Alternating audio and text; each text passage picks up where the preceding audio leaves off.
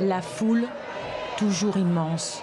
Les cris « À mort l'Amérique » semblables à ceux entendus à Téhéran et dans toutes les villes d'Iran ces derniers jours. Les cercueils du général Soleimani et de son bras droit sont exposés sur la place Azid. Ils ont été tués ensemble par une attaque américaine la semaine dernière en Irak.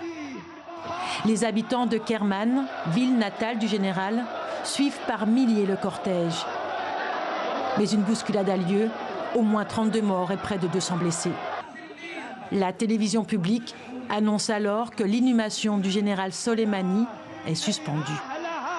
Quelques heures plus tôt, le Parlement iranien amendait en urgence une loi classant les forces armées américaines régionales comme terroristes. Le nouveau texte vise bien plus large. Nous avons également identifié le Pentagone parmi ces terroristes, ainsi que ceux donnant l'ordre d'assassiner le général martyr Soleimani. Le secrétaire américain à la Défense et Donald Trump lui-même ont également été identifiés comme des terroristes et ils devraient être punis. Dans ce climat extrêmement tendu, les États-Unis ont encore ajouté à la confusion. Lundi, ils ont transmis par erreur aux autorités irakiennes une lettre annonçant le retrait de leurs troupes.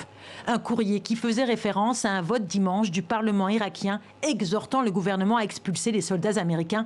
Mais le Pentagone a rapidement démenti. Nous repositionnons nos forces dans la région. Cette lettre ne correspond pas à notre état d'esprit actuel. Depuis l'assassinat de Soleimani, les appels à la désescalade se multiplient. Le monde redoute une nouvelle déflagration majeure au Moyen-Orient.